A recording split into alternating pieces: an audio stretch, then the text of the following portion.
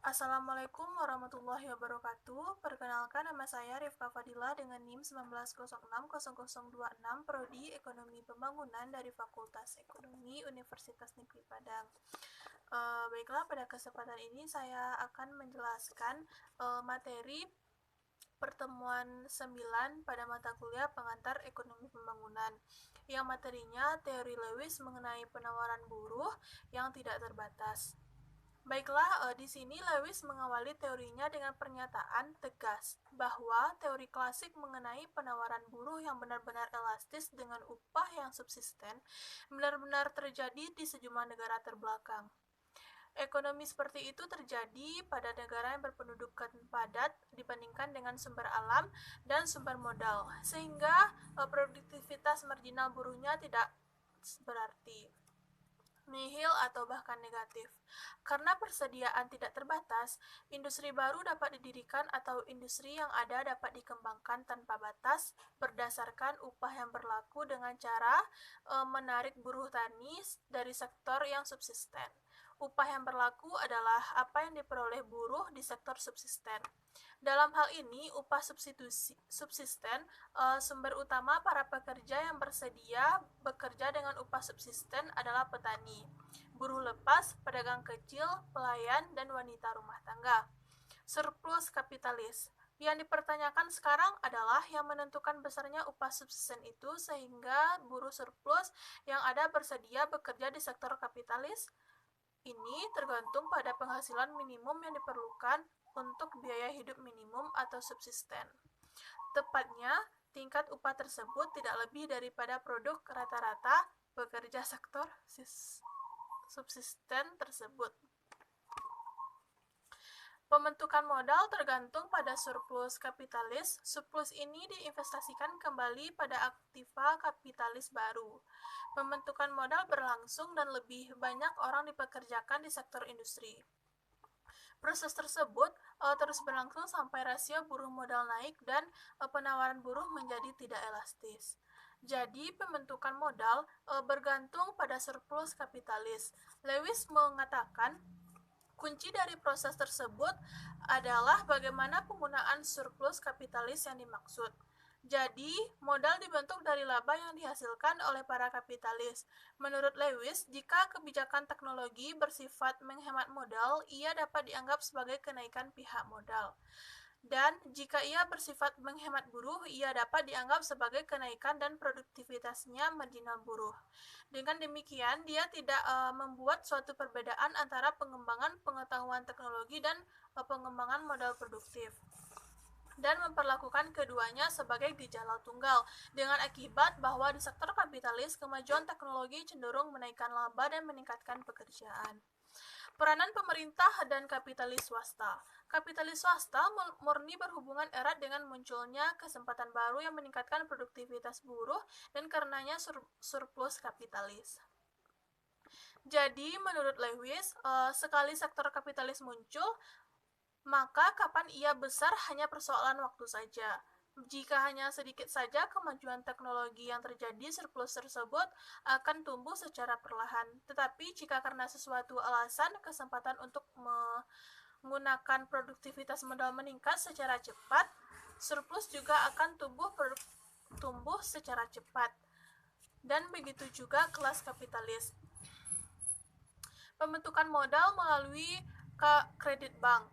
Tetapi modal tidak hanya diciptakan dari laba, ia juga diciptakan dari kredit bank. Di dalam suatu ekonomi terbelakang yang memiliki sumber daya melimpah yang belum dimanfaatkan dan kekurangan modal, penawaran kredit mempunyai dampak yang sama bagi pembentukan modal melalui kredit bank, mengakibatkan kenaikan inflasioner harga pada beberapa waktu. Bagaimana surplus yang digunakan di sektor kapitalis yang dibayar dari uang yang diciptakan. Harga akan naik karena pendapatan naik, sementara output barang-barang konsumen tetap konstan. Akhir proses pertumbuhan. Teori tersebut menunjukkan bahwa jika penawaran buruh yang tidak terbatas tersedia pada upah real yang konstan, dan jika suatu bagian dari laba diinvestasikan kembali dalam kapitalis produktif, efektif, laba akan tumbuh terus-menerus dibandingkan dengan pendapatan nasional, dan pembentukan modal juga akan tumbuh dibandingkan dengan pendapatan nasional. Tetapi proses pembentukan tersebut tidak dapat berlangsung terus sepanjang waktu. Ia akan berakhir di suatu terminal. Lewis menyebutkan saat-saat berikut ini. Yang pertama, jika sebagai akibat dari pembentukan modal tidak ada lagi surplus buruh yang tersisa. Dua, jika sektor kapitalis berkembang begitu cepat sehingga mengurangi secara absolut produk di sektor subsisten. Produktivitas rata-rata buruh naik. Yang ketiga, jika sebagai akibat dari pengembangan sektor kapitalis dibandingkan dengan sektor subsisten, terms of rate berbalik melawan yang disebut terdahulu dengan harga bahan mentah dan bahan yang meningkat. Para kapitalis harus membayar upah lebih tinggi kepada para pekerja. Yang terakhir, jika sektor subsisten menggunakan teknik produksi baru, upah real akan naik pada sektor kapitalis yang karenanya mengurangi surplus kapitalis. Dan terakhir, jika para pekerja di sektor kapitalis meniru gaya hidup para kapitalis dan menuntut upah yang lebih tinggi, dan jika tuntunan ini berhasil, maka surplus kapitalis dan laju pertumbuhan modal akan berkurang.